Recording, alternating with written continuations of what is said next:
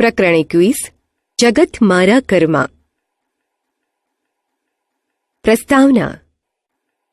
આપણે બધા આપણા કુટુંબના સભ્યોની સાથે રહીએ છીએ. ઘણીવાર કુટુંબના સભ્યો વચ્ચે કોઈક બાબતે ચર્ચા થાય છે અને ક્યારેક તેના કારણે કુટુંબના સભ્યો વચ્ચે ઝઘડો થાય છે. કુટુંબમાં રહેતા દરેક સભ્યો વચ્ચે ક્યારેક નાની નાની બાબતોને લઈને ઝઘડો પણ થાય છે. પરંતુ વડીલ વ્યક્તિની વાત કુટુંબના દરેક સભ્યો માનતા હોવાથી છેલ્લે ઝઘડાનો અંત આવે છે. મમતાના કુટુંબમાં પણ કંઈક આવું જ બને છે. ચાલો હું તમને તેની વાત કહું. ખેંચતાણ. દરરોજની જેમ આજે પણ મમતાના ઘરમાં ઝઘડો શરૂ થયો કે ટીવી પર કયો કાર્યક્રમ જોવો.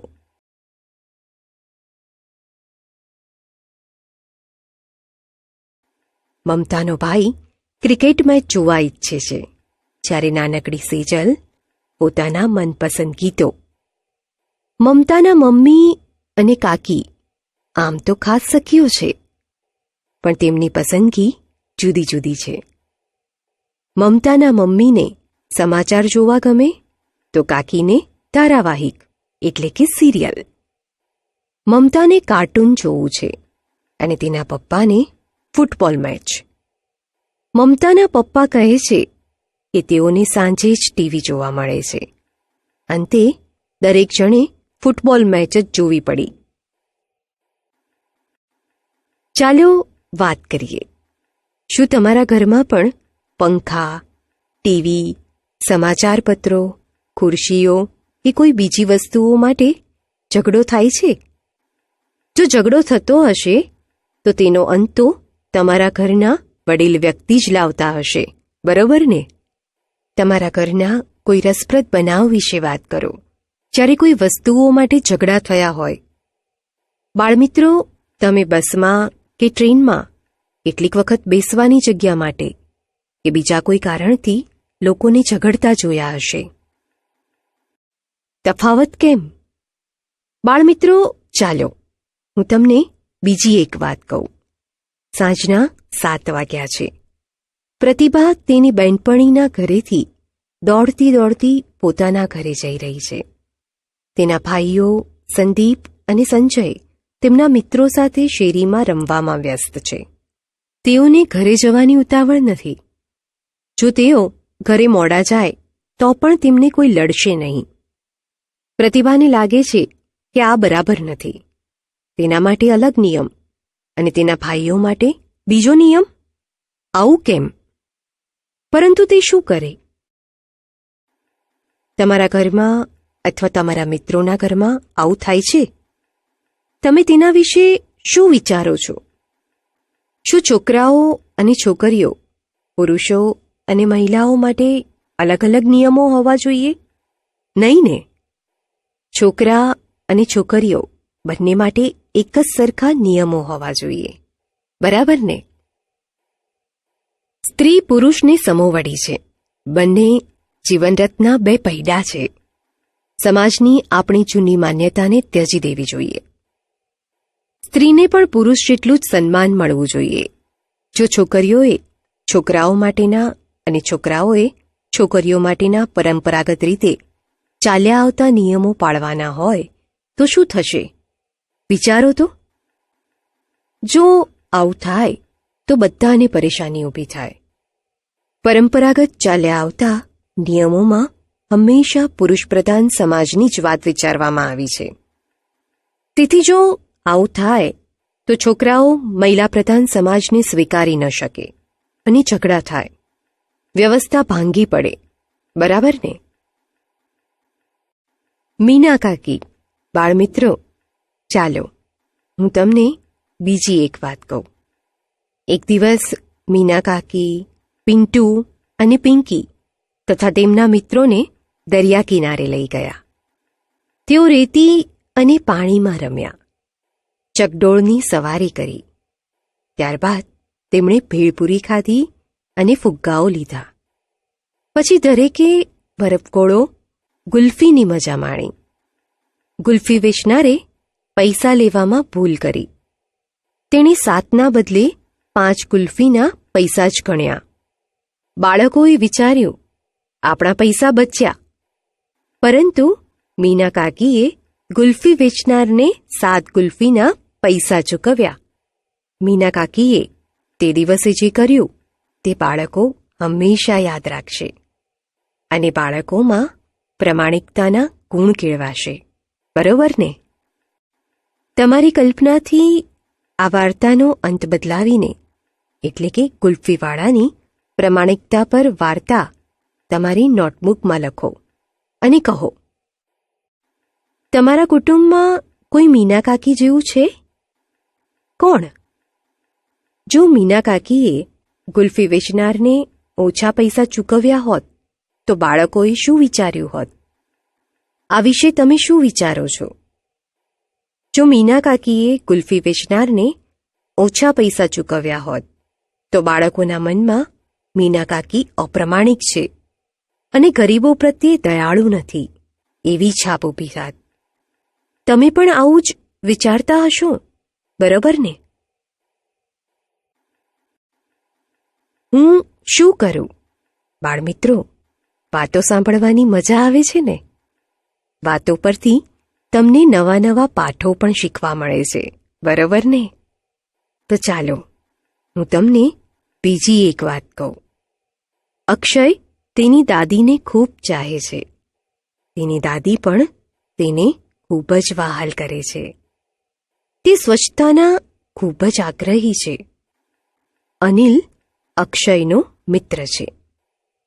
તેની દાદીને પણ અનિલ પસંદ છે. પરંતુ એક વાત તે વારંવાર કહે છે.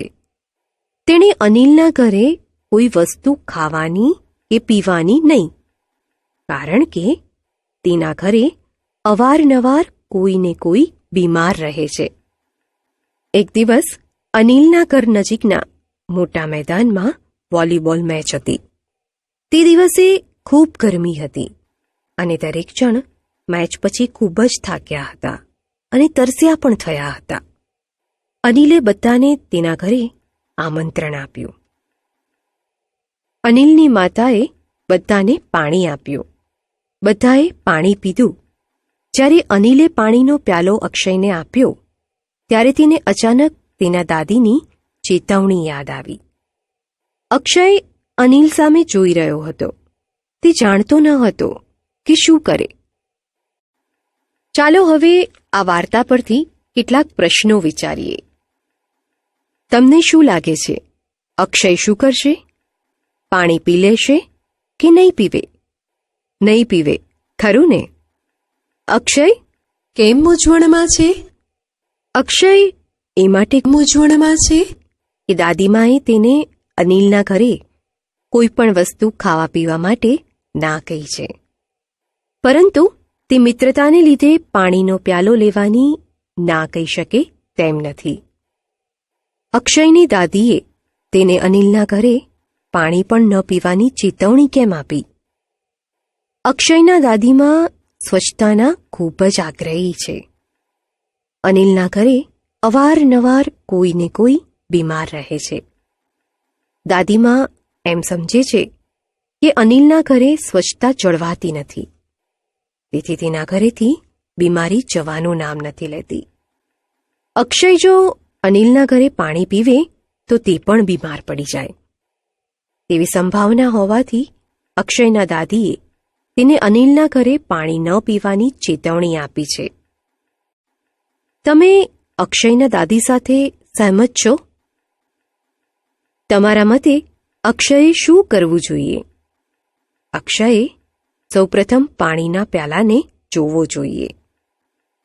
જો તે સ્વચ્છ ન હોય અથવા તો પ્યાલાનું પાણી એકદમ ચોખ્ખું ન હોય તો અનિલનું ધ્યાન દોરવું જોઈએ. આ બાબતે સ્વચ્છતા વિશે અનિલ સાથે ચર્ચા કરવી જોઈએ. અનિલને તેના ઘરના માણસો અવારનવાર બીમાર પડે છે તેનું કારણ જણાવી તેને સ્વચ્છતાનું મહત્વ સમજાવવું જોઈએ. જીવનમાં હંમેશા સ્વચ્છતાને પ્રાધાન્ય આપવું જોઈએ. સાચું જ કહેવાયું છે કે સ્વચ્છતા ત્યાં જ પ્રભુતા. જો આપણે સ્વચ્છતા રાખીએ તો આપણે ઘણી બધી બીમારીઓથી બચી શકીએ છીએ. કોણ નક્કી કરશે? ચાલો હું તમને બીજી એક વાત કહું. કરસન ખૂબ જ મોટા કુટુંબમાંથી આવે છે. કુટુંબમાં ખેતી અને પૈસાની બાબતોનું તમામ કામ તેના મોટા કાકા સંભાળે છે. કુટુંબના નાના મોટા તમામ નિર્ણયો પણ તેઓ જ લે છે. અત્યાર સુધી તો કરસન ખેતરમાં જ કામ કરતો, પરંતુ હવે તેને કંઈક અલગ કરવું છે. તેને બેંકમાંથી અમુક રૂપિયા લઈ અને અનાજ દળવાની ઘંટી ખરીદવી છે. તેમના ગામમાં ઘંટી નથી. કરસનને પોતાના ઉપર વિશ્વાસ છે કે આ નવા કામથી તેના કુટુંબને ખૂબ જ ફાયદો થશે. પિતાજીને તો મનાવી લીધા, પરંતુ તેના મોટા કાકા તેની વાત સાંભળવા તૈયાર જ નથી. ચાલો હવે આ વાર્તા પરથી કેટલાક પ્રશ્નો વિશે વિચારીએ. તમે જો કરસનની જગ્યાએ હોત તો શું કરત? તમારી સાથે આવું ક્યારેય થયું છે કે તમારે કંઈક કરવું હોય અને તમારા કુટુંબના વડીલો તમને તેના માટે મંજૂરી ન આપે? તમારા ઘરમાં મહત્વના નિર્ણયો કોણ લે છે? તમારા કુટુંબમાં એક જ વ્યક્તિ બધા માટે નિર્ણયો લે તો તમને કેવું લાગે? તમને આ બાબત ગમશે નહીં, બરોબર ને? કુટુંબમાં હંમેશા બધાની સાથે ચર્ચા કરીને નિર્ણયો લેવા જોઈએ. આપણે બધા કુટુંબના સભ્યો સાથે રહીએ છીએ. કુટુંબના બધા સભ્યોની જવાબદારી કોઈ એક સભ્ય પર હોય છે. જે વ્યક્તિ પર જવાબદારી હોય તે ઘણીવાર થાકી જાય છે. આથી પરિવારના સૌ સભ્યોએ જવાબદારીઓ વહેંચી લેવી જોઈએ. આનાથી વિપરીત ઘણીવાર કુટુંબમાં એક જ વ્યક્તિ નિર્ણયો લે છે અને તેની સરમુખત્યારશાહીનો ભોગ કુટુંબે બનવું પડે છે. મને આ પસંદ નથી. બાળમિત્રો, ચાલો હું તમને વધુ એક વાત કહું. મીના અને રીતુ લંગડી રમી ઘરે જઈ રહી હતી.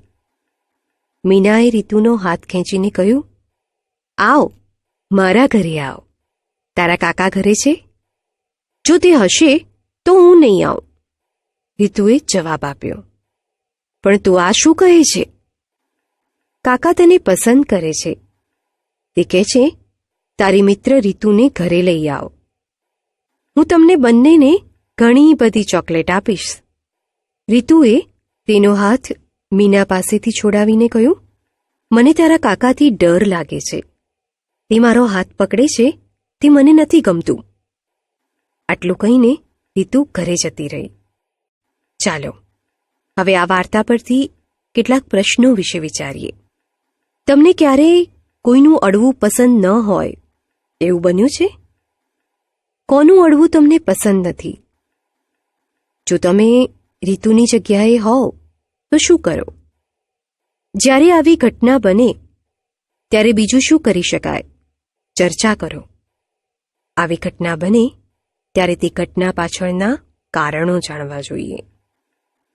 એવું પણ બને કે સામેવાળી વ્યક્તિ નિર્દોષ હોય, તેમના મનમાં સારો ભાવ હોય, પરંતુ જો ફરિયાદ પ્રમાણે તેમાં સત્યતા જણાય તો આવા માણસોને તેમ નહીં કરવા જણાવવું જોઈએ.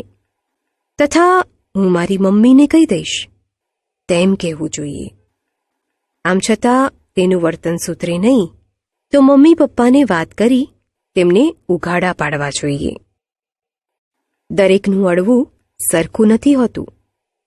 રીતુને મીનાના કાકા હાથ પકડે તે પસંદ નથી, પરંતુ તેને મીના હાથ પકડે તે પસંદ છે. તમે વિચારો, આ તફાવત કેમ છે? કેટલાક લોકોનો દેખાવ અને તેમની વર્તણૂક સારી હોતી નથી. એવું બની શકે કે મીનાના કાકાનો દેખાવ સારો ન હોય કે તેમની વર્તણૂક સારી ન હોય. તેથી રીતુને મીનાના કાકાથી ડર લાગતો હોય અને રીતુને મીનાના કાકા હાથ પકડે તે પસંદ ન હોય. રીતુ અને મીના બંને બહેનપણીઓ છે. બંને સાથે રમે છે, ભણે છે અને સતત સાથે રહે છે. તેથી રીતુને મીના હાથ પકડે તે પસંદ છે. આપણા કુટુંબ અને સમાજમાં ઘણીવાર બાળકો બીજાના અત્યાચારનો ભોગ બને છે. આવા વ્યક્તિઓથી હંમેશા સાવધ રહેવું જોઈએ. તેમની વાતોમાં આવી જવું ના જોઈએ. થોડીક લાલચ આપણને ઘણીવાર મુશ્કેલીમાં મૂકી દે છે. તેથી લાલચમાં આવવું નહીં. તેવા વ્યક્તિઓની સામે આપણે અવાજ ઉઠાવવો જોઈએ. આવા વ્યક્તિઓની આપણા માતા પિતાને કે અન્ય વડીલ વ્યક્તિને જાણ કરવી જોઈએ. જો તે વ્યક્તિ ડરાવવાનો પ્રયત્ન કરે તો તેમનાથી ડરવું જોઈએ નહીં. આપણે શું શીખ્યા? છોકરા છોકરીઓમાં સમાનતા હોવી જોઈએ તેની સમજ, ઈમાનદારીના ગુણની સમજ, સ્વચ્છતા અંગેની સમજ, પરિવારમાં જવાબદારીની વહેંચણી અને નિર્ણય લેવાની બાબત વિશે સમજ, બાળકોના અત્યાચાર વિશે જાણકારી.